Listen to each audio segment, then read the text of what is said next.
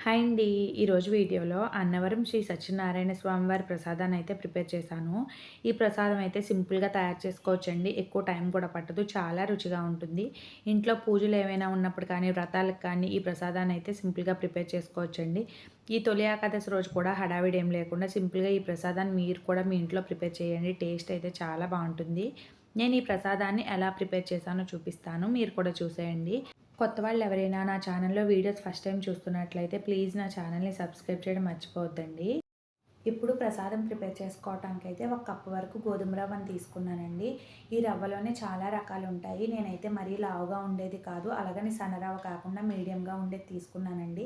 ఈ రవ్వలోనే కొద్దిగా dark colour రవ్వ ఉంటుంది. ఆ రవ్వ అయితే ప్రసాదానికి ఇంకా బావుంటుందండి. నేనైతే దీన్ని ఒక కప్పు వరకు తీసుకున్నాను. ఇప్పుడు స్టవ్ ఆన్ చేసుకుని ఒక గిన్నె పెట్టుకుని దానిలో రవ్వను వేసుకుని ఫ్రై చేసుకోవాలి. నెయ్యి వేయకుండానే ఈ రవ్వనైతే ఫ్రై చేసుకోవాలండి. స్టవ్ అయితే లో ఫ్లేమ్‌లో పెట్టుకుని 2, 3 నిమిషాల పాటు ఫ్రై చేసుకుంటే కలర్ చేంజ్ అవుతుందండి. ఈ కలర్ కొద్దిగా లైట్ కలర్‌లో వస్తుంది. అప్పటి వరకు ఫ్రై చేసుకోవాలి. చూడండి రవ్వ అయితే చక్కగా ఫ్రై అయిపోయింది కదా! మీకు వీడియోలో కనిపిస్తుందా? ఇందాక కొద్దిగా డార్క్ కలర్‌లో ఉంది కదా! ఇప్పుడు లైట్ కలర్‌లో వచ్చింది చూడండి. ఈ విధంగా ఫ్రై అయిన తర్వాత ఇప్పుడు ఈ రవ్వనైతే ఒక ప్లేట్‌లోకి తీసుకొని ఇప్పుడు అదే గిన్నె పెట్టుకొని దానిలో 3 కప్పుల వరకు నీళ్లు వేసుకోవాలండి. ఏ కప్పుతో అయితే నేను రవ్వను తీసుకున్నానో అదే కప్పుతో 3 కప్పులు వాటర్ అయితే కరెక్ట్‌గా సరిపోతుంది. కొద్దిగా వాటర్ ఎక్కువైనా సరే మనకి ప్రసాదం ముద్దలా తయారవుతుందండి. 3 కప్పులు కొలతైతే కరెక్ట్‌గా సరిపోతుంది. ఇప్పుడు ఈ వాటర్‌ని అయితే బాగా మరిగించుకోవాలండి. వాటర్ బాగా మరిగిన తర్వాత మాత్రమే రవ్వను వేసుకోవాలి. చూడండి వాటర్ అయితే చక్కగా మరిగిపోయింది కదా! ఇప్పుడు ఈ రవ్వనైతే వేసుకున్నానండి. రవ్వను వేసుకున్న తర్వాత ఒకసారి మొత్తాన్ని బాగా కలుపుకొని స్టవ్ సిమ్‌లో పెట్టుకొని మూత పెట్టి ఒక 2, 3 నిమిషాల పాటు ఉడికించుకుంటే సరిపోతుందండి. రవ్వ అయితే చక్కగా దగ్గర పడుతుంది. హై ఫ్లేమ్‌లో పెడితే త్వరగా అయిపోతుంది కదా అని చెప్పి పెట్టుకుంటే రవ్వ అయితే గట్టిగా ఉండిపోతుంది.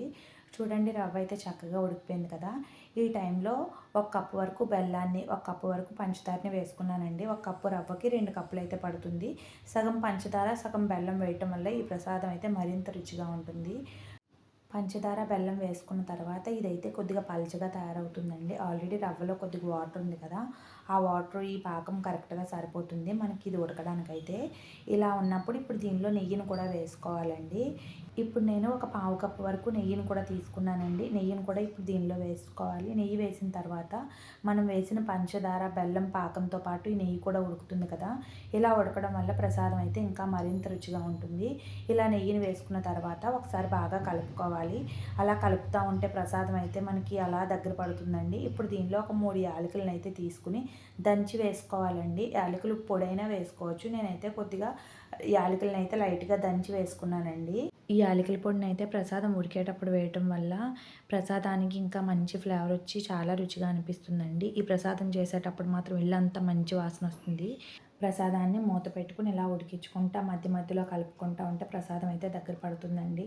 చూడండి ఇందాకటికి ఇప్పటికి ప్రసాదం కలర్ అయితే చేంజ్ అయిపోయింది కదా! ఇంకా నేను వాడింది పాత బెల్లం అయ్యి ఉంటే ఇంకా మంచి కలర్ వచ్చేదండి. ప్రసాదం అయితే దగ్గర పడింది చూడండి. ఈ విధంగా ఉన్నప్పుడే స్టవ్ ఆఫ్ చేసుకోవాలి. అది పూర్తిగా చల్లారిన తర్వాత ఇంకా గట్టిపడిపోతుందండి. ఈ విధంగా సింపుల్‌గా ప్రసాదాన్ని అయితే తయారు చేసుకోవచ్చు. చూడండి మూత తీసిన వెంటనే ప్రసాదం అయితే ఎంత బాగా కనిపిస్తుందో, మెరుస్తా కనిపిస్తుంది కదా! టేస్ట్ కూడా అంతే బావుంటుందండి. ఈ ప్రసాదం వేడిగా ఉన్నప్పుడు తింటే ఒక రుచి, పూర్తిగా చల్లారిన తర్వాత తింటే ఒక రుచి ఉంటుందండి. చాలా బావుంటుంది.